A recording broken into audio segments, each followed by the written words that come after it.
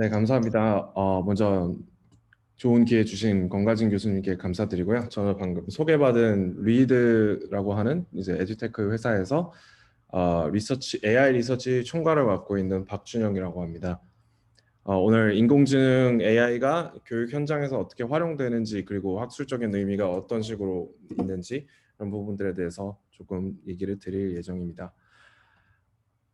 네, 방금 소개해 주셨다시피 저는 이제 카이스트 산업및 시스템 학과 그 지식서비스공학과에서 이제 박사를 받았고요. 이제 Design and Evaluation of an Extrinsic Integration Framework in Game-Based Learning이라 해서 이제 교육공학의 데이터를 어떤 식으로 적용을 해서 이걸 통해서 학생들의 동기부여 그리고 더 높은 교육 효과를 낼 수 있는지에 대한 연구를 진행했었고 사실 권가진 교수님도 저 박사 졸업할 때 이제 커뮤니티 멤버로서 참여해 주셨고 많은 피드백 주신 분 중에 한 분입니다.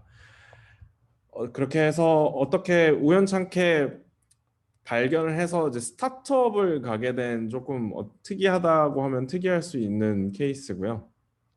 이제 리드라는 회사가 이제 교육에서 AI를 활용한 그런 시스템을 만들고 계속 연구하고 개발하고 하는 그런 부분들에 있어서 큰 매력을 느꼈고 저와 같이 이제 빠른 페이스로 일을 하는 것을 좋아하는 그런 분들은 이제 좀 이해를 하시겠지만 이제 스타트업 씬 자체가 워낙 빠르게 그 상황에 마켓에 대응을 해야 되고 그리고 거기에 이제 빠른 개발 문화를 통해서 좋은 프로덕트를 내는 것이 굉장히 중요한 그런 회사이기 때문에 이제 지원을 했고 이제 와서 감사하게도 빠른 시일 내에 이제 리서치 팀 리드 그리고 AI 팀 총괄 뭐 이런 식으로 해서 계속 좀 좋은 기회들을 받을 수 있었게 됐고요. 저희는 이제 하나 조금 특이한 부분은 이제 리서치 팀 연구 조직이 좀 따로 있고요. 어느 정도 규모가 있는 상태입니다. 지금 총 한 글로벌로 따지면 한 250명 정도 되는 회사에서 거의 30명 가량의 규모로 연구팀이 구성이 되어 있고 AIED라고 하는 되게 특수한 교육 인공지능 분야 그리고 자연어 처리, 컴퓨터 비전 등 많은 AI 연구를 진행하고 있습니다. 저희 민간 기업인데 왜 논문을 편찬을 하냐라는 얘기를 좀 많이 들어요. 이제 사실 연구 조직에서 내는 성과, 특히 논문이라고 하는 성과가 회사의 그 방향성 그리고 실제로 매출을 내고 영업 이익을 내야 되는 사기업의 특성상 어떤 식으로 이제 영향을 미치냐에 대한 이제 질문들을 많이 받는데 리드에서는 연구를 중요하게 생각하고 있고 이것을 논문으로서 편찬하는 과정 또한 중요하게 여기고 있습니다. 즉, 교육이라고 하는 어떤 특수한 분야에서 인공지능과 같이 이제 흔히 말하는 블랙박스 솔루션에 대한 민감도가 조금 높은 편이에요. 그래서 어떤 기술 같은 걸 도입하고 어떤 AI와 같이 기계학습 등의 이제 좀 그 내부를 들여다보기 힘든 기술을 도입함에 있어서 사실 굉장히 많은 반발이 있는 그 업계고요. 이제 그런 곳에서 우리가 조금 인정을 받고 그리고 특히나 이걸 사용해야 되는 그 사용자들의 입장에서 믿을 만하고 신뢰할 수 있는 그런 기술을 갖고 있느냐 없느냐를 증명하기 위한 하나의 방법으로서 이제 논문을 선택한 부분이 있습니다. 그런 부분들이 이제 어떤 식으로 반영이 된다고 생각하면 좋으냐면 사실 논문을 한 편 쓰기 위해서는 굉장히 많은 생각이 들어가야 되고 이제 공정한 실험을 준비하고 그리고 공정한 실험을 많은 방향성에서 애블레이션을 함으로써 이제 그 좀 포괄적이고 총체적으로 이제 확인을 하는 검증을 하는 그 과정을 거쳐야 돼요. 이제 그런 부분들이 저희가 연구를 하는 데 있어서도 사실 도움이 많이 되고 그리고 저희가 몰랐던 어떤 그 에어타이트라고 표현하죠. 이제 실수가 없는 그런 기술을 만들어내는데 이제 큰 역할을 맡고 있다고 생각해서 어, 앞 지금까지 과거에도 그랬고 앞으로도 리드에서는 이제 연구 자체에 대해서 굉장히 높은 스탠더드를 갖고 그게 좋은 학회 편찬이 되면서 더 많은 공신력을 갖게 되기를 기대하고 있습니다. 이제 근데 이렇게 얘기는 했는데 사실 리드라는 회사가 어떤 회사인지 모르시는 분들도 많을 것 같아서 조금 따로 저희가 갖고 있는 프로덕트들에 대해서 좀 설명을 드리기 위해 슬라이드를 준비를 해봤습니다. 저희가 이제 갖고 있는 프로덕트 중에 가장 유명한 거, 최소한 한국에서 가장 유명한 거는 이제 산타토익, 지금은 산타포 튜터라고 하는 이름을 갖고 있는 토익 공부를 하는 학습 앱입니다. 이 안에 이제 데이터를 통해서 AI 모델들을 학습하고 그걸 다시 프로덕트 안에 서빙하고 있는 현재 상태이고요. 그 외에 다른 기술들은 이제 뭐 직접적으로 ACT라는 미국의 수능 시험, 뭐 GMAT이라고 하는 대학원 경영대학원 입학 시험, 뭐 SAT 미국 수능 같은 이제 다른 도메인으로 확장성을 높이기 위해서 저희는 이제 기본적으로 프로덕트 토익 앱에서 나왔던 노하우들을 통해서 이제 제작을 하고 있고 그 안에서 나온 이제 머신러닝 모델들도 사실 좀 도메인 스페시픽하게 연구하는 게 아니라 이제 도메인 agnostic하게 여러 가지 다른 데이터들에도 대응할 수 있게 일반화가 가능한 형태로 연구를 했고 진행했고 프로덕트로 서빙을 하고 있습니다. 이것들을 모아서 저희는 이제 R인사이드라고 하는 B2B 플랫폼을 준비를 하고 있고요. 이를 통해서 많은 교육 업계들이나 많은 교육 솔루션들을 제공하고 있는 회사들에서도 저희가 갖고 있는 인공지능의 힘을 활용할 수 있게 잘 포장해서 SaaS의 형태, 요즘은 이제 AI as a Service라는 표현을 쓰고 있는데 아직까지 이걸 어떻게 발음해야 되는지에 대해서는 명확한 가이드라인이 주어지지 않아서 AI as a Service라는 형태로 이제 조금 더 많은 교육자들, 조금 더 많은 학습자들에게 이제 다가가기 위해서 노력하고 있는 교육 인공지능 회사입니다. 그래서 아까 말씀드렸다시피 저희는 이제 교육에 사용하는 인공지능에 대한 연구들을 많이 진행을 하고 있는데 저희끼리만 이렇게 계속 안에서 저희가 만든 데이터, 저희가 갖고 있는 뭐 프로덕트 이걸 통해서 단순 연구만 계속 진행하려고 하는 게 아니라 이제 AIED라고 하는 분야 자체에 대한 조금 더 널리 알리고 많은 연구원들 그리고 많은 머신러닝에 관심이 있으신 분들의 참여를 좀 독려하려고 하는 그런 어젠다가 기본적으로 있어요. 그래서 제가 갖고 있는 산타톡에서 그 수집된 데이터를 퍼블릭하게 공개를 했고요. 실제 1.5억 건 정도가 되는 이제 사용자 기록들을 보유하고 있는 세계에서 가장 큰 교육용 데이터 중에 하나라고 보시면 되겠습니다. 그리고 좀 더 나아가서 이걸 통해서 실제 모델링하는 경험 그리고 그 모델링이 어떤 식으로 활용될 수 있는지에 대해서는 고민을 좀 함께 그 세상에 있는 많은 사람들과 공유하기 위해서 캐글이라고 하는 이제 좀 많은 분들이 알고 계실 거라 생각이 들지만 캐글이라고 하는 그런 플랫폼에서 이제 한 1억 원 정도의 이제 상금을 걸고 이제 대회를 주최하기도 했었고요.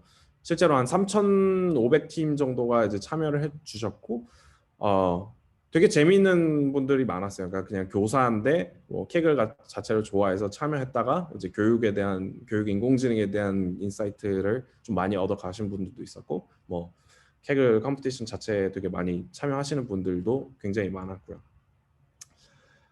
그래서 아까도 말씀드렸다시피 30명 가량의 연구진들이 지금 지속적으로 연구를 하며 조금 더 높은 좀 더 많은 사람들에게 이제 AIED라는 것이 무엇이고 어떤 식으로 되는 건지에 대해서 좀 공개를 하고 관심을 모으기 위해서 논문들을 이제 AID, LAK, 뭐 EDM과 같은 교육 인공지능 학회뿐만 아니라 트리플 AI나 ACL 같은 이제 머신러닝 스페시픽한 학회들에도 이제 논문을 편찬하고 있습니다. 이제 그래서 저희가 갖고 있는 인공지능이 현장에서 어떻게 활용이 될 수 있는가에 대한 부분을 좀 설명드리기 위해서 리드가 갖고 있는 기술적인 요소들에 대해서 조금 설명을 드리려고 해요.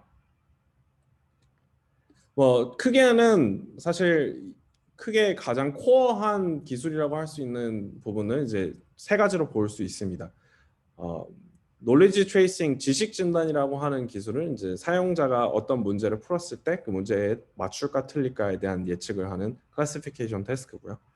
스코어 프리딕션은 이제 산타 토익과 같은 예제를 굳이 들자면 토익 점수 990점 중에 이 사용자는 몇 점을 맞을 것인가 하고 이제 예측을 하는 이제 약간 리그레션 테스트에 가깝고요. 레커멘드 시스템은 이제 사용자가 학습을 하면서 어떤 문제들을 제공받았을 때 학습 효과가 가장 뛰어날 것인가를 추측하고 산정해서 적절하게 제공을 해주는 이제 추천 시스템의 요소를 갖고 있습니다. 이 세 가지 기술들이 모여서 이제 기본적으로는 산타토익의 전신을 이루고 있고요. 다른 B2B 플랫폼들을 통해서 이제 조금 더 많은 교육 업체들 그리고 교육 출판사들에게 제공을 해주려고 하고 있습니다. 지식 진단 혹은 지식 추적이라고 불리는 노리지 트레이싱은 이제 교육계에서는 사실 상당히 교육공학계에서는 좀 사실 오래된 기술이에요.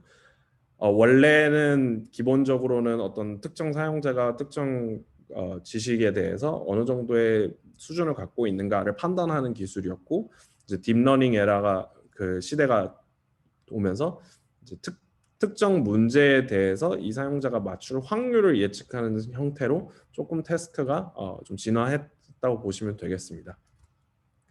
이 지식 진단에서 활용하는 데이터는 일단 기본적으로는 사용자 기록이에요. 문제풀이 기록이고 문제를 풀었을 때 뭐 어떤 보기를 선택했는지 혹은 이 답이 정답인지 아닌지를 기본으로 하고 있고요. 결국 나오는 아웃풋은 새로운 문제, unseen question, 그러니까 지금까지 풀었던 문제들이 아니라 새로운 문제들을 봤을 때 이 문제를 맞출 것인가 틀릴 것인가를 뭐 여러 가지 데이터적인 관점에서 바라보고 연산을 하는 이제 그런 딥러닝 모델들을 보통 얘기를 하고 있습니다. 여기서 이제 좀 하나 더 간과할 수 있는 부분은 이제 저희는 기본적으로 지식 진단을 함에 있어서 사용자의 지식 수준이 문제 풀이와 함께 변화한다라는 가정을 갖고 하고 있습니다. 시험 같은 거를 생각해 보시면 좋을 것 같은데 시험의 경우는 이제 스태틱 데이터 셋이라고 해서 그 시험을 보는 내내 이 사용자의 지식 수준은 변하지 않는다라는 가정을 갖고 있어요. 그리고 좀 전통적인 지식 노리지 트레이싱의 경우에는 이러한 데이터셋을 기반으로 하고 있고 그 데이터셋의 특성상 사용자의 지식 수준이 변하지 않기 때문에 한 반 정도의 문제를 갖고 그 나머지 반들에 대해서 이 사용자가 맞출 것인지 틀릴 것인지를 예측을 하는 건데 저희는 거기서 좀 더 나아가서 실제로 공부를 하면서 지식을 진단할 수 있는가에 대한 부분을 좀 해소하기 위해서 데이터 자체를 타임 시리즈로 이제 활용을 하고 있습니다. 이제 자연어 처리 하시는 분들은 좀 더 많이 경험해 보셨을 텐데 이제 타임 시리즈로 변화하면서 거기에 이제 자연스럽게 녹아드는 어떤 사용자의 그 행동 패턴의 변화나 그 기록들을 활용해서 다음 문제 공부하면서 이제 이 문제들을 풀 수 있을 것인가 없을 것인가 그리고 어떤 문제들이 취약점을 갖고 있을 것인가를 예측하고 있는 태스크라고 보시면 되겠습니다. 저희는 이제 지금 뭐 0.85 AUROC를 갖고 있다고 보통 일반적으로 알려져 있고 그리고 저희가 이제 최신 논문 AAA에 편찬된 논문에서도 이제 가장 높은 성능을 보였던 기술이 0.85 정도고요. 재작년에 저희가 편찬했던 논문들에서 0.7879 수준이었던 것에 비교하면 그래도 꽤 많은 진보를 이뤘다고 저희는 생각하고 있고 새로운 문제에 대해서 예측을 하는 영역뿐만 아니라 이제 좀 다양한 기능들에 대해서도 저희가 연구를 하고 있습니다. 점수 예측 모델은 거의 유사한데 이제 지식 진단이 어떤 특정 문제에 대한 사용자의 그 사용자의 그 예측 정답을 맞출 확률에 대해서 얘기를 하고 있다면 스코어 프리딕션 같은 경우는 특정 사용자가 어느 시점에 어느 정도의 점수를 갖고 있을 것인가 어느 정도 지금 당장 토익을 본다면 어느 정도 점수가 나올 것인가 라고 하는 요소를 보고 있기 때문에 사실 굉장히 비슷한 태스크임에도 불구하고 조금 접근하는 방향성이 달라요. 저희가 지금 이걸 보고 있는 경우에는 이제 문제 풀 확률이라는 거는 이제 기본적으로 threshold를 갖고서 보기 때문에 어떤 사용자가 이런 식으로 문제를 풀었을 때 이걸 맞출 것이다가 다이렉트하게 나타날 수도 있고 안 나타날 수도 있거든요. 왜냐하면 이제 디펜던시가 큰 문제들을 많이 풀었냐 안 풀었냐에 따라서 이 예측 확률 같은 것들이 변화하는데 점수 예측은 오히려 스태틱에 더 가까운 형태의 스태틱 데이터셋에 더 적절한 형태이기도 해요. 왜냐하면 어느 시점에 단면을 잘라서 이 사용자가 이 타이밍에는 어느 점수를 받을 것인가를 그 기존에 갖고 있던 문제풀이 기록을 갖고서 예측을 해야 되기 때문에 시간이라는 요소에 더 영향을 많이 받고 그리고 그 점수의 변화폭 자체도 데이터가 갖고 있는 특성을 많이 좀 더 단기적인 데이터에 대한 특성을 많이 표현하고 있습니다. 제가 이제 리드에서 좀 좋아를 하는 논문 중에 하나는 이제 저희가 이제 버트라고 하는 자연어 처리 모델이 있어요. 이런 최신 기법들을 활용하는 건 사실 저희 연구팀에서는 굉장히 좋아하는데 지금까지 교육 분야에서 버트라는 자연어 처리 모델을 활용하는 경우는 있었는데 버트가 갖고 있는 아키텍처 자체를 활용해서 어떤 랭귀지 모델이라고 하는 이제 토큰들 간의 관계성을 갖고 있는 그런 모델들이 아니라 문제들이 갖고 있는 관계성 자체를 매핑을 하고 그걸 통해서 파인 튠을 함으로써 점수 예측을 하는 그 과정은 사실 굉장히 참신한 어떤 방법론이었다고 생각이 많이 드는데요. 저희가 지금 프로덕션에 올라가 있는 기본적인 모델도 이 형태를 띠고 있고 그리고 굉장히 높은 성능 총 토익에서 보통 990점을 기준으로 한 40점에서 60점 사이의 예측 오류를 갖고 있고 굉장히 신뢰도가 높은 그런 저희 갖고 있는 모델들 중에 하나입니다. 실제로 개개인이 토익 시험을 봤을 때 이제 일반적으로 나타날 수 있는 점수의 차가 약 30점 가량 된다라는 걸 생각해 보면 수학적 그 upper boundary에 굉장히 가까워져 있는 상태라고 볼 수 있겠습니다.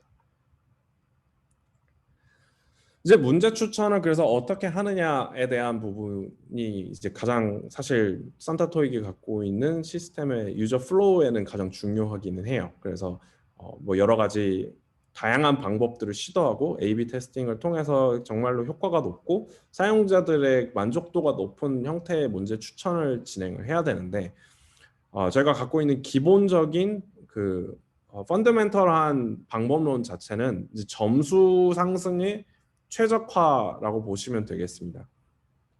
여기서 보시면 이제 사용자가 있고 그 안에 이제 문제 풀들이 있는 거예요. 문제 풀들이 있고 이 안에 있는 숫자는 이제 KT를 통해서 지식 진단을 통해서 사용자가 이 문제를 풀 확률이 어느 정도 되느냐를 예측을 한 건데 이렇게 예측을 했을 때 나오는 값을 기본적으로 받아들이고 점수 예측이 가능해져요. 그러면 이제 데이터가 t까지가 있고 t 플러스 1을 예측을 했을 때 t 플러스 1에 대한 데이터를 시뮬레이션을 통해서 만들고 그 t1에 대해서 t 플러스 1에 대해서 이제 점수 예측을 하게 되면 실제로 이 사용자의 점수가 어느 정도로 변화하는지를 볼 수 있습니다. 물론 한 문제나 두 문제를 풀었다고 해서 막 점수가 100점씩 올라가고 이러지는 않아요. 그래도 그 volatility 자체를 높이게끔 좀 더 그 t 플러스 n의 숫자 자체를 조정을 해가면서 그 점수의 상승폭을 유의미한 형태로 이제 저희가 추적을 하고 그걸 판단을 해서 가장 높게 될 수 있는 문제를 제공해주는 방식을 통해서 저희는 이제 문제 추천을 진행하고 있습니다. 굉장히 많은 요소들이 들어가고 사실 이것보다는 조금 더 디테일한 면에 있어서는 수학적으로 복잡한 알고리즘을 활용하고 있지만 기본적으로는 사용자 개개인이 산타토익에서 제공할 수 있는 모든 문제들 풀에서 어떤 문제들이 가장 적절하고 풀 가능성이 높고 그리고 그 문제들을 풀었을 때 이 사용자의 점수에 높은 상승률이 일어나는가를 토대로 저희는 이제 추천 시스템을 기본적으로 개발하고 연구하고 있다고 보시면 되겠습니다.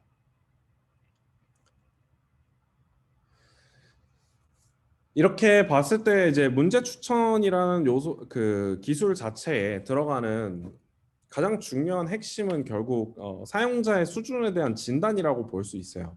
그러니까 사용자 수준에 대한 진단이 가장 중요한데 이걸 표기하는 방법이 뭐 KT가 될 수도 있는 거고 이제 점수라고 하는 형태가 될 수도 있는 건데 이제 이걸 활용함에 있어서는 사실 조금 더 많은 고민이 들어가야 돼요.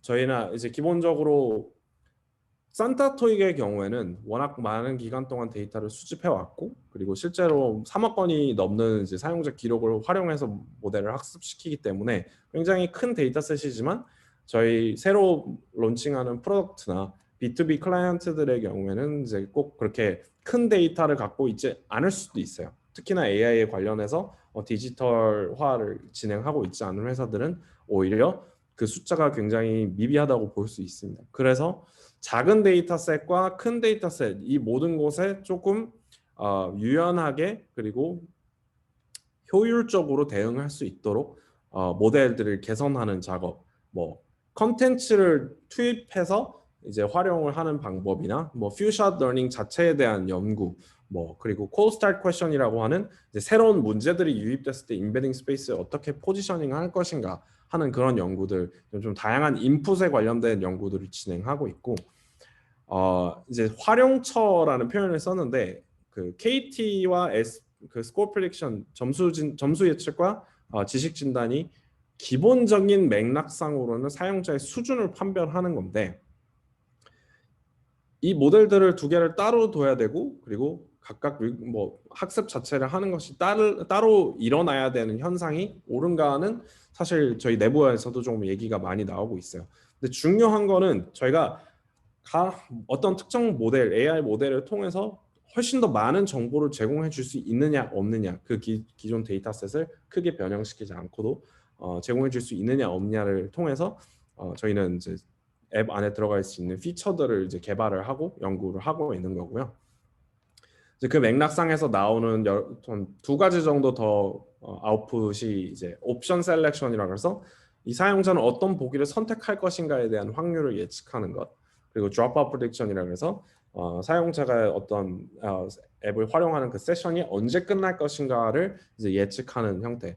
이 모든 걸 통일된 그리고 좀 더 컴프리헨시브한 사용자 representation, 그러니까 user representation을 활용하는 방안 이런 것들에 대한 연구 또한 활발하게 진행을 하고 있습니다.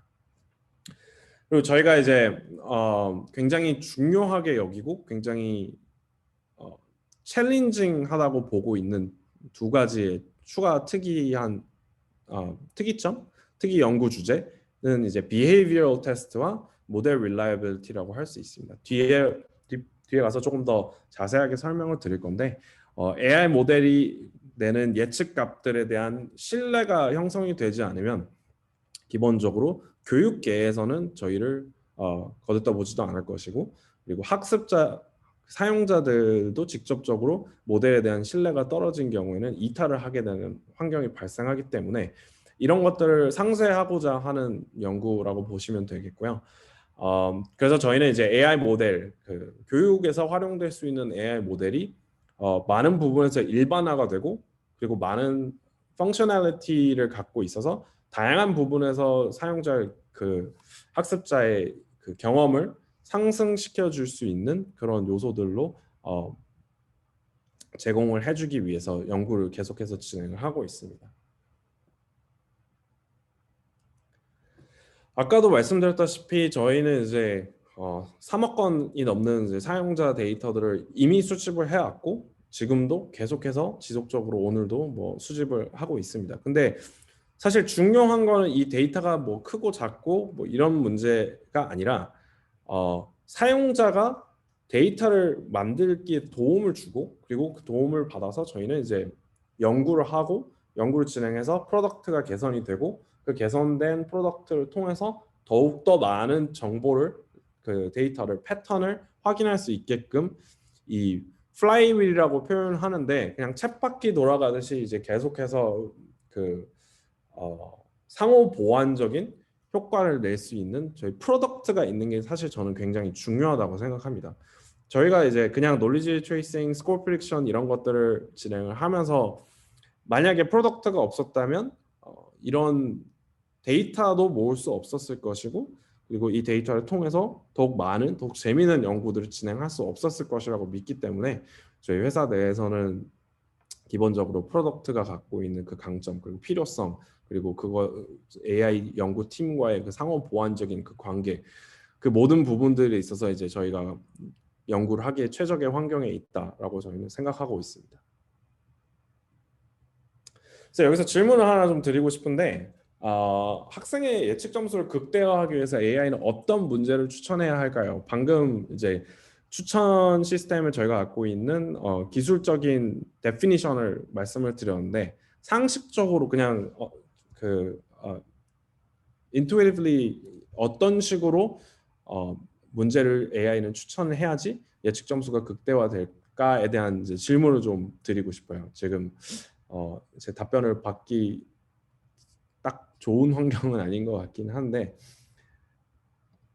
채팅창이나 이런 데 뭐 좀 타이핑 한번 해주시면 제가 확인해서 답변을 말씀드리겠습니다. 네, 학생이 잘 푸는 문제를 추천합니다. 네.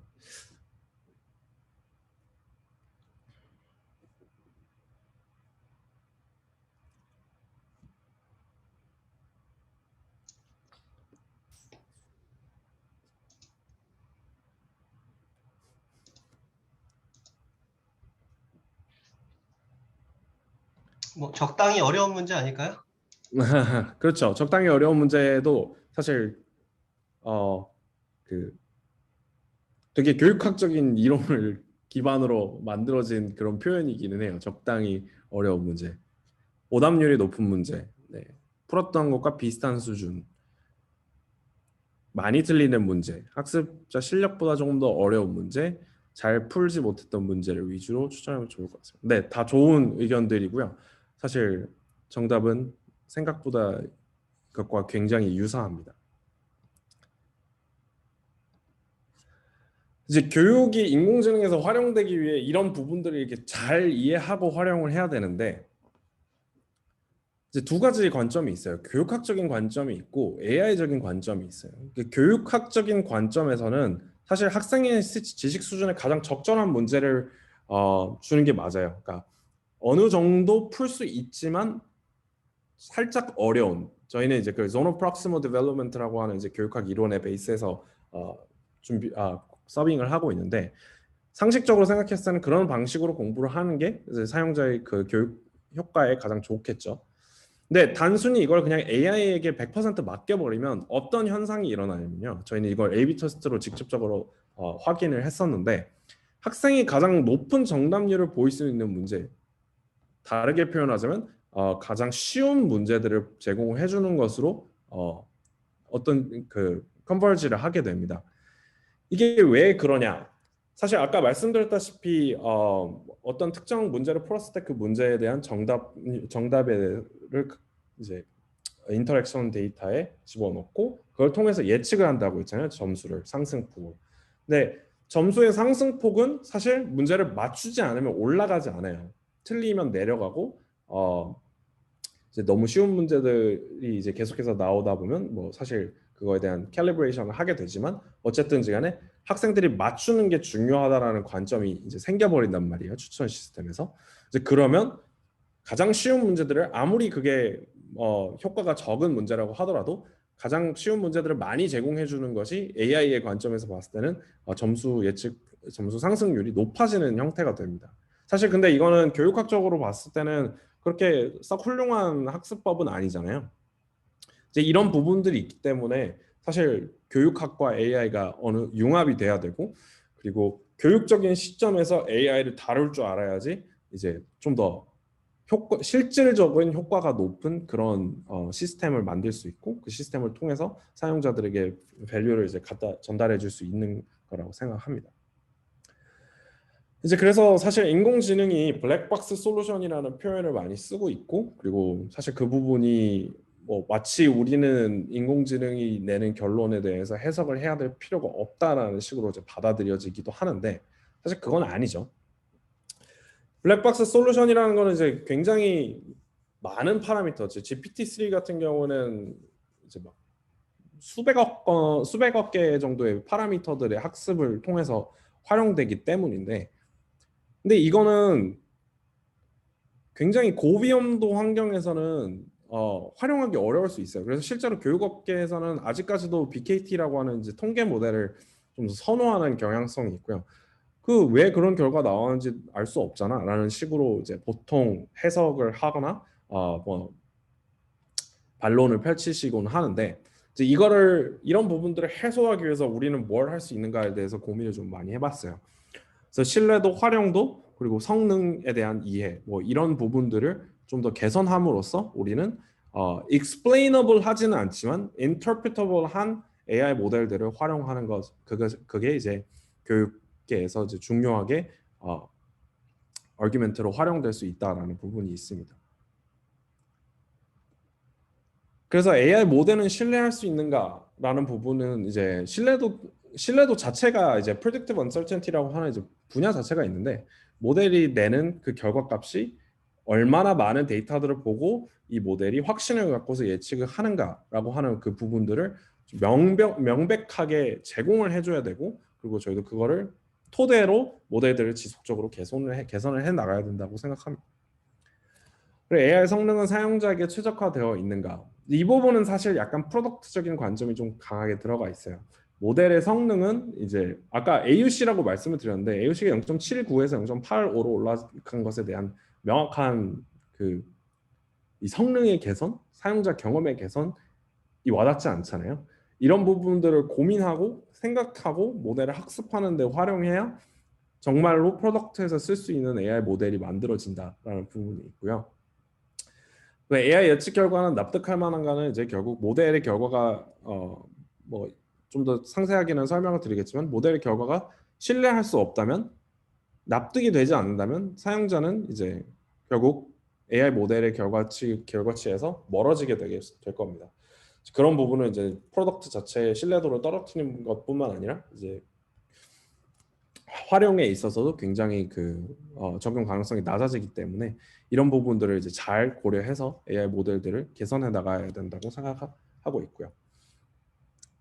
그래서 첫 번째 신뢰도에 대한 문제에 대해서 좀 더 얘기를 해볼게요. 이 사진을 본 경험이 있으실지 모르겠는데, 여기 이제 보면 왼쪽에 사람 왼쪽에 있는 걸 보고 이제 강아지라고 예측을 했죠. 이 오브젝트 디텍션 모델이.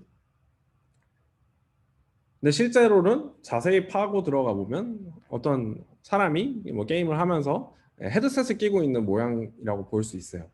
물론 이 경우에는 이게 사실 그렇게 중요하지는 않습니다. 그냥 모델이 뭐 실수를 한 거일 수도 있는 거고 데이터가 좀 부족했던 거일 수도 있지만, 이게 굉장히 하이 스테이크라고 표현하는 좀 고위험도의 예측에 대해서는 좀 훨씬 더 중요해요. 의료계에서 이제 활용하고 있는 데이터들, 특히 뭐 폐나 이제 뭐 위 같은 이제 CT 촬영을 했을 때 암을 진단하는 그런 AI 모델들의 경우에는 그 신뢰도가 떨어지게 되면 굉장히 큰 문제가 발생할 수 있어요. 뭐 암을 진단하지 못한다든지, 혹은 암이 아닌데 암이라고 진단해서 항암 치료에 대한 그 시작을 한다든지 하는 그런 굉장히 스페시픽한 문제들이 발생할 수 있는데, 이런 경우는 사실 발생하면 안 되겠죠. AI를 활용하는 그 어떤 도메인에서도. 근데 이런 부분들을 하기 위해서는 이제 모델 자체가 내리고 있는 결과값에 대한 이해가 필요해요.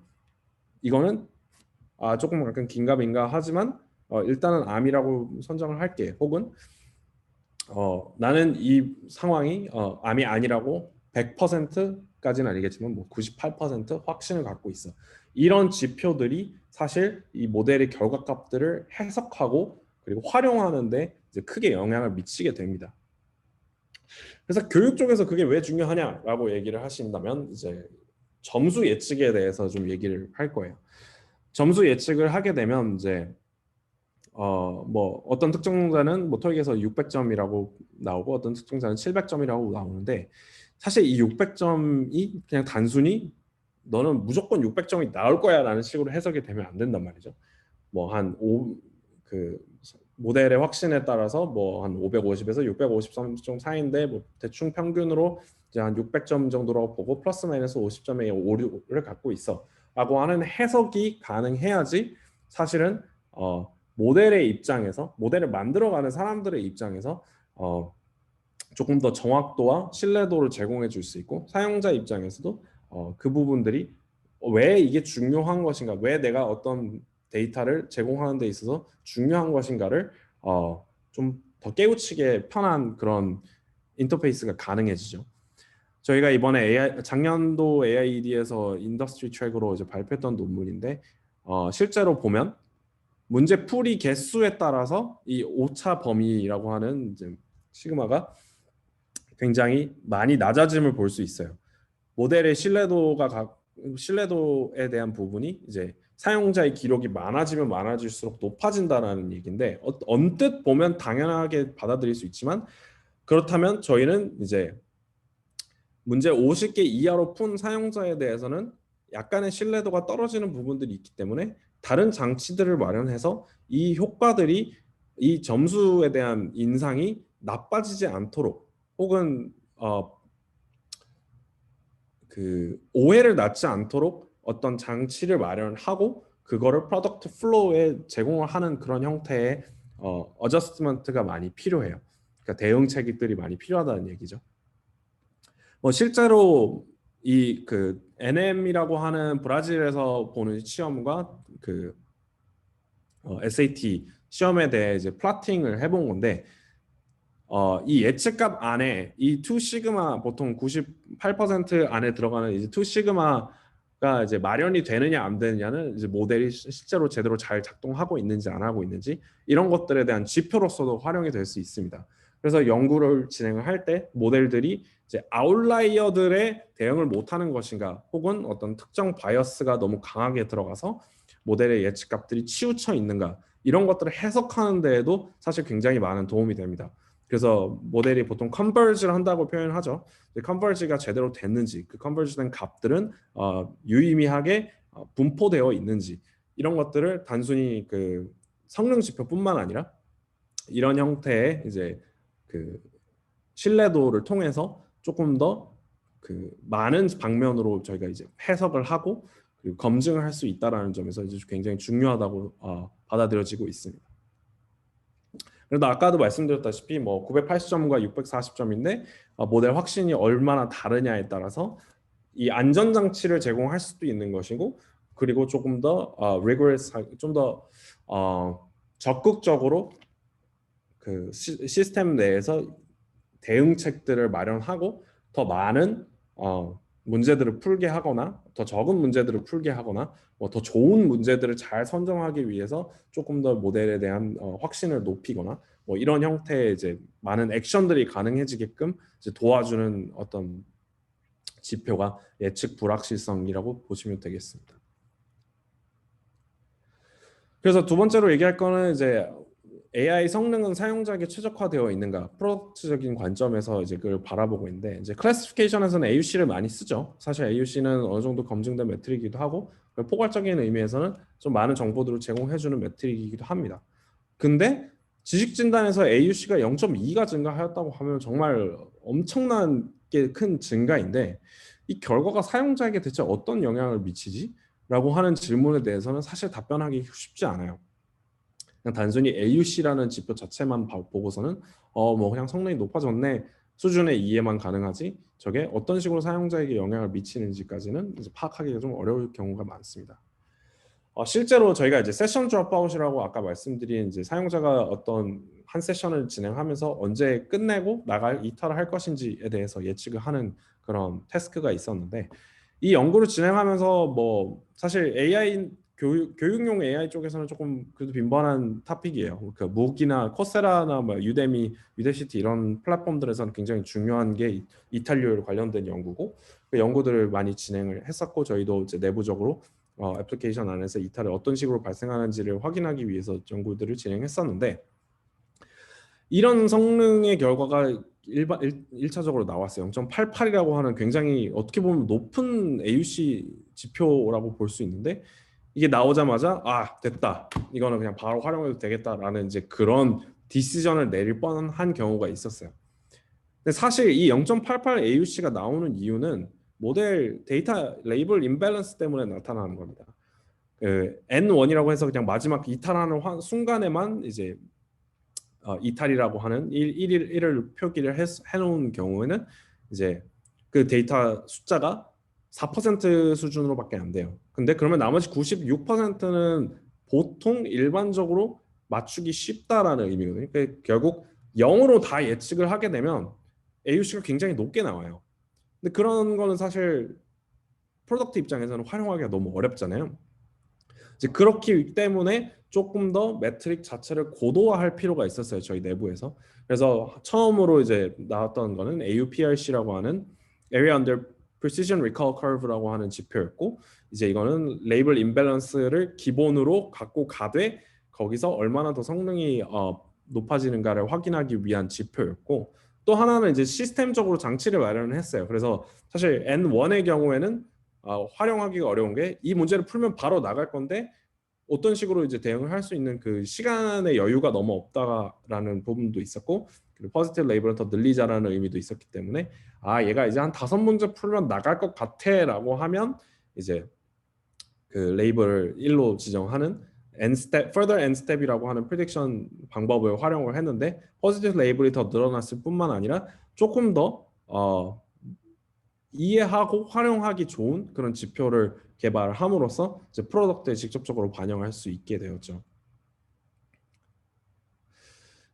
이제 그래서 마지막 세 번째, 아까 AI 예측 결과는 납득할 만한가, 이 부분에 대해서는 뭐 사실 저희가 리뷰를 받았던 내용을 그냥 직접적으로 말씀을 드리는 게 좋을 것 같아요. 산타토익을 통해서 공부를 하던 와중에 이제 10문제를 연속으로 맞췄지만 점수가 다 5점이 이제 내려가는 현상이 가끔씩 발생했어요. 그래서 그 거기에 대한 CX 그 커스터머 인콰이리가 되게 많이 들어왔고, 거기에 대한 저희의 답변은 항상 저희 AI 예측 점수는 정확합니다. 그리고 한 50점 수준으로 이제 예측 정확도가 높습니다라는 표현을 많이 썼는데, 사실 내부적으로는 이걸로 인해서 굉장히 고민을 많이 했어요. 이게 왜 대체 이런 현상이 발생하는 거고, 이런 현상이 발생했을 경우 우리는 어떻게 대응을 해야 하는가. 이 블랙박스라는 형태, 그러니까 AI 모델이 내려주는 이제 결과값, 예측치에 대해서 그냥 단순히 받아들이고 그냥 억셉트하는 그거는 사실 쉬워요.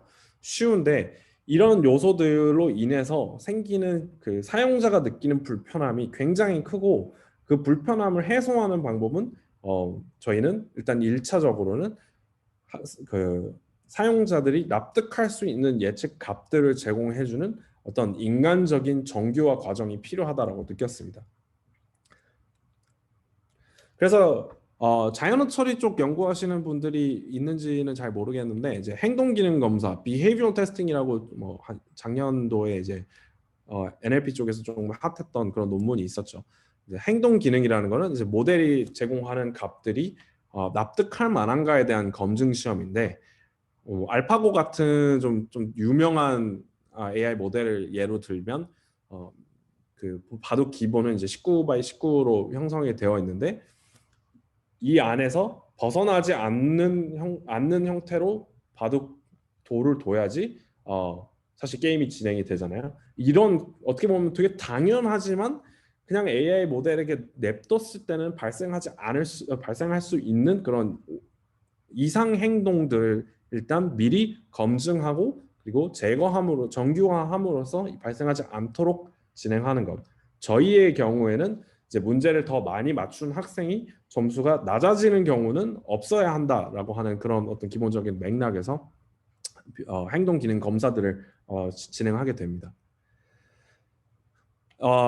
이 아래 보이는 그 차트는 이제 perturbation test라 그래서 그 어떤 데이터를 추가하거나 지웠을 때 그 이미 갖고 있던 인풋 데이터를 변경했을 때 어떤 식으로 이제 현상이 나타나는가에 대한 얘기인데, 사실 많은 부분들 여기서 커버하기보다는 이제 간략하게 어떤 현상들이 발생하는지에 대해서만 말씀을 드리면, 딥러닝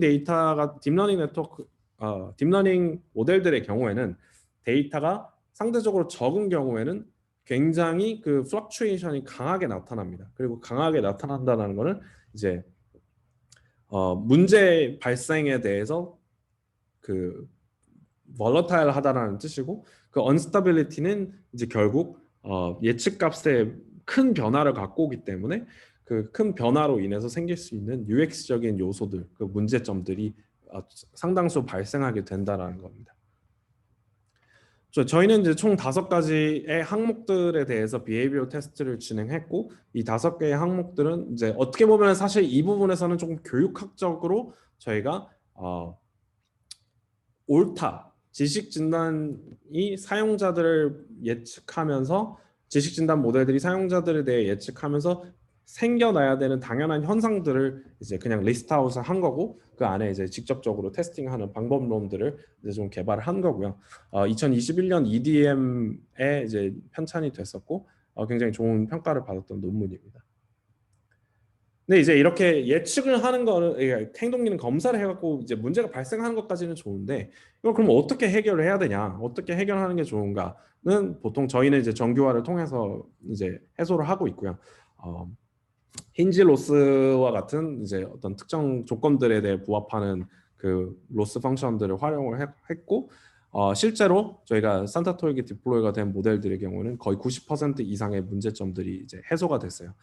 이제 5문제를 이제 틀렸을 때 일어나는 점수폭의 변화가 여기 보시면 뭐 큰 수는 아니지만 그래도 다소 있는 편인데, 이제 이 해소가 된 이후에는 사실상 거의 제로에 수렴하게끔 좀 개선이 되었다고 보여질 수 있습니다. 그래서 실제로 이런 형태의 문제점들을 저희는 이제 앱 스토어나 이제 그런 구글 플레이에서 피드백으로 받고 있고, 실제로 문제 점수의 그 변동폭에 대한 그 오류들에 대한 피드백은 기하급수적으로 줄었어요. 정말로 이제는 많이 이 부분에 대해서는 많이 나오지 않고, 저희는 그걸 굉장히 되게 프로덕트에서 반영되는 모습을 보면서 뿌듯함을 많이 느꼈고 성취감을 굉장히 강하게 느꼈던 부분이 있습니다. 그래서 이런 프로덕트 내에서 사용자가 제공해 줄 수 있는 피드백들은 물론 실험실 환경에서 이제 포커스 그룹이나 인터뷰, 퀄리테이티브 애널리시스를 하는 것도 중요하지만, 실제 라이브 환경에서 어떤 식으로 나타나는지를 볼 수 있다는 건 이제 굉장히 값진 경험이고, AI 모델들이 더 정교해지고 더 활용처가 높아지는데 되게 큰 역할을 한다고 이제 생각을 하고 있습니다. 그래서 저희는 앞으로 어떤 방향성을 갖게 되느냐에 대한 부분도 좀 간단하게 얘기를 좀 하려고 해요. 저희는 이제 조금 더 많은 학습의 형태에 대해서 연구를 진행하고, 그리고 조금 더 많은 인풋 데이터에 좀 더 많고 다양한 인풋 데이터를 활용하는 방안들을 이제 생각을 하고 있습니다. 그래서 실제로 뭐 챗봇이라든지 혹은 뭐 그 QA NLP에서 사용하는 QA 시스템, 이런 것들을 적극적으로 활용해서 교육 효과를 낼 수 있는 그 방향성에 대해서 고민을 하고 프로덕트로서 론칭을 하고, 이제 위드가 갖고 있는 내부적인 사용자 평가 시스템, 사용자 학습 평가 시스템을 적용해서 이제 멀티모델한 형태로 이제 발전을 시켜 나가고, 그리고 더 많은 교육에 있어서 이제 토익에서 활용하는 사지선다의 그 객관식뿐만 아니라 더 많은 형태의 교육적 액티비티들에 적용할 수 있게끔 이제 발전을 시켜 나가려고 합니다. 그래서 계속 프로덕트를 강조하지만, 이제 프로덕트를 강조하는 이유는 결국 AI 학습을 목적으로 구성된 데이터를 수집하는 게 굉장히 중요하다라는 거예요. 앤드류 응 교수님도 최근에 계속해서 말하고 있지만, 질 좋은 데이터가 중요하다라는 거는 AI의 학습을 목적으로서 형성이 되고, 그리고 그 목적에 적절히 부합하는 데이터를 갖고 있는 게 중요하다라는 점입니다. 그래서 여러분들도 뭐 앞으로 어떤 커리어를 갖게 되실지는 모르겠지만, 이런 부분들을 항상 고려하시면서 AI가 적극적으로 활용될 수 있는 프로덕트, 그리고 프로덕트를 통해 수집되는 질 좋은 데이터, 이 좋은 사이클을 형성할 수 있게 되시기를 바라는 바입니다. 네, 그래서 뭐 미래 교육은 어떻게 바뀌냐, 이런 부분들도 조금 같이 고민을 했었는데, 이제 저희는 아까도 말씀드렸다시피 멀티모달리티 안에 사용자의 그 심리적 요인 혹은 몰입 요인, 뭐 이런 부분들, 조금 더 공부뿐만, 학습 그 자체뿐만 아니라 학생의 그 상태에 대한 부분들을 조금 더 활용을 할 예정이고요. 그리고 이제 교사의 그 워라밸을 개선하는 AI라고 되어 있는데, 어떻게 보면 지금까지는 학생들이 발전할 수 있는 방향성에 대해서만 생각을 해왔다면, 앞으로는 교사들이 어떤 식으로 AI를 활용했을 때 그 교사들의 삶의 질이 높아지고 그렇게 해서 조금 더 개개인에게 포커스를 둘 수 있는 어떤 그런 형태로 발전할 수 있을 것인가 이 부분들에 대해서 이제 고민을 하고 있고 프로덕트를 준비하고 있는 상황입니다. 네, 결국 중요한 거는 AI 자체가 아니라 AI가 프로덕트와 함께 어떤 식의 스테이크홀더들, 선생님, 학교, 교육부, 학생들에게 영향을 주고 그 사람들의 피드백을 통해서 발전이 되느냐. 그것이 제가 생각했을 때 AI가 교육 현장에서 활용되기 위해 많이 필요로 하고 있고 조금 더 많이 소통이 되어야 되는 부분이라고 생각하고 있습니다. 네, 긴 발표 들어주시느라 감사하고요. 저희가 지금 1시간으로 제가 안내를 받기는 했는데 이제 Q&A를 진행을 하면 될까요? 네, 예, Q&A 뭐 질문 있으면 해주실래요, 학생들? 여기 그 채팅에 질문이 하나 있네요. 네. 초반부에 DKT, 스코어 프리딕션 등에서 기본적으로 피처로 문제응답 데이터를 활용한다고 하셨는데 사용자의 비해입 등 선택지 변경, 마우스 클릭 횟수를 접목해 보신 적도 있는지 있다면 어떤 것들이 유의미했는지 궁금합니다. 저희는 일단 기본적으로 아직까지는 문제풀이 기록 자체만 피처로서 활용을 하고 있어요. 그렇지만 그렇다고 해서 저희가 이걸 안 해본 거는 아닙니다. 사용자의 비헤이비어를 이제 선택지 변경, 마우스 클릭 횟수 등을 직접 에드넷 데이터가 저희 공개된 것에는 같이 표기가 되어 있어요. 마우스 클릭 횟수까지는 아니지만 선택지 변경 같은 부분들은 분명히 포함이 되어 있고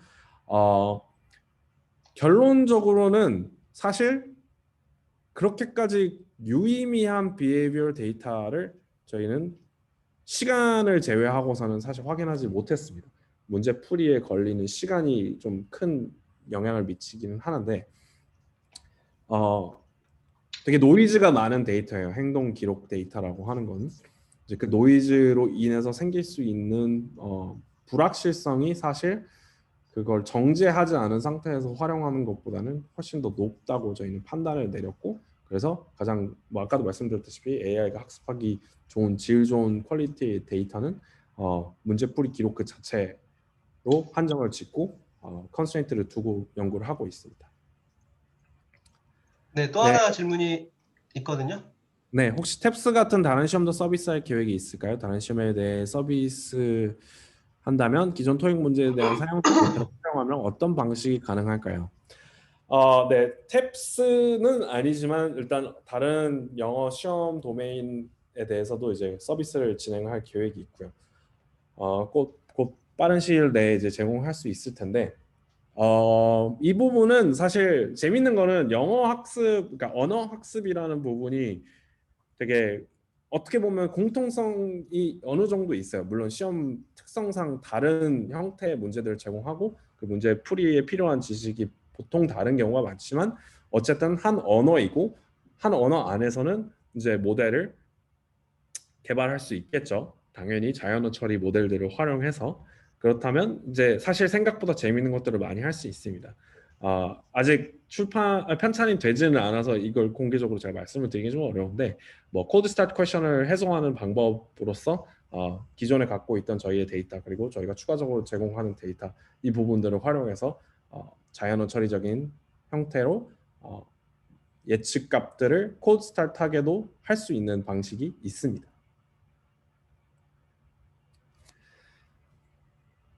네, 문제 추천 아키텍처를 설명해 주신 부분에 퍼스널라이즈 러닝이 명시되어 있는데 아키텍처의 개인화 추천 요소만 내재된 건가요? 개인의 행동 패턴 등만 활용할 뿐만 아니라 다른 사람들도 많이 틀린 중요 문제를 고려하는 아키텍처 요소는 없는지 궁금합니다.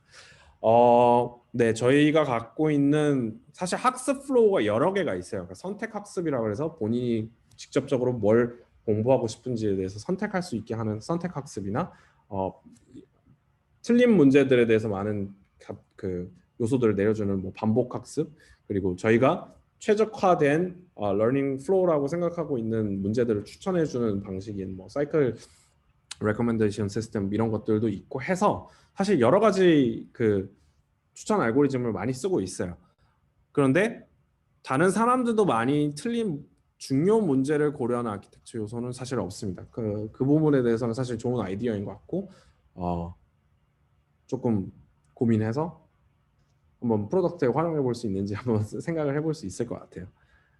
그리고 small and large data에서 cold start question의 예시를 설명해 주실 수 있으신지요? 네, cold start 머신러닝에서는 사실 토큰도 language 모델 같은 거 버트를 봐도 뭐 2만 개에서 5만 개였던 것 같은데 그 토큰들이 아닌 unknown 단어들이 들어왔을 때는 unq라는 이제 그 표기를 활용해서 unknown 데이터라는 걸 표기를 해서 사용을 하잖아요. 그러니까 이런 것처럼 새로운 단어가 들어오는 것처럼 새로운 문제가 들어왔을 때 사실 AI 모델은 그거에 대해 대응할 수가 없습니다. 그 대응을 하는 방법을 사실 저희는 자연어 처리로 좀 해소를 하려고 하는 거고 그 이제 새로운 문제들에 대한 예측값을 마련하기 위해서 하는 장치들이 이제 코드 스타일 퀘션에 대한 요소라고 볼 수 있을 것 같습니다. 네, 두 가지 질문. 사용자가 일정 기간, 예를 들면 일주일 이상 텀을 두고 문제풀이를 진행하면 그 기간 동안 망각으로 인한 영향이 있을 것 같은데 혹시 이런 부분은 데이터 측면에서 어떻게 고려되는지 궁금합니다. 네, 일단 전통적으로 교육 쪽에는 half-life regression이라고 하는 표현이 있어요. 그러니까 리콜 능력을 유지하기 위해서는 어느 정도 주기로 정보를 다시 접해야 되는가라는 부분인데 이 부분은 이미 좀 반영이 되어 있고 그래서 실제로 단어 학습이나 이런 암기 쪽 리콜이 좀 강력하게 들어가야 되는 그런 부분에서는 이제 적극적으로 활용해서 그 주기적으로 본인들이 이미 공부했던 단어들이라도 반복적으로 학습할 수 있게끔 좀 제공을 해놓은 그런 형태를 활용하고 있습니다. 기존엔 학습에 대한 점수 성장이 스텝 함수를 그린다고 알고 있는데요. 실제 리니어가 아니라 계단형으로 증가하는 경향이 있는지 궁금합니다.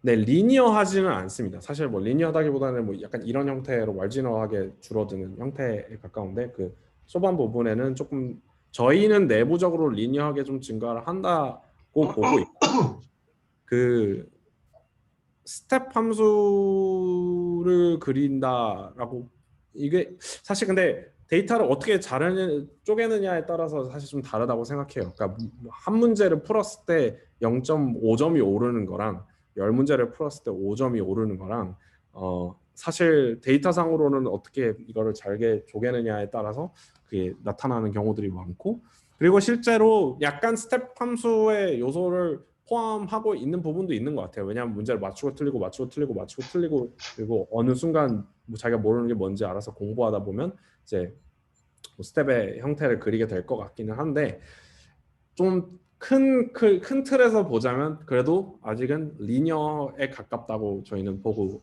있습니다. 또 다른 질문 있나요? 예, 없는 것 같은데 제가 하나 궁금해서 그냥 질문 드리면은요. 네네. 지금 문제은행 형식으로 이 토익이나 뭐 이런 걸 그 시스템을 만들어 놓고 계신 것 같은데 네. 뭐 제너러티브 모델 같은 거 사용해서 문제 자체를 새로 생성한다든지 뭐 그런 거는 고려를 안 해보셨나요? 네, 뭐 이미 좀 연구를 진행을 한 상태고요. 그리고 저희도 이제 이거 뭐 그런 부분들이 있어요. 이제 프로덕트 상에서 이걸 활용하기 위해서는 어느 정도의 검수가 되어야 되는데 이제 검수를 자동화할 방법을 사실 지금 고민을 하고 있는 단계고 사이코메트릭이라고 해서 이제 문항 평가에 대한 부분들까지 좀 반영해서 연구를 좀 진행을 하고 있는 상태입니다.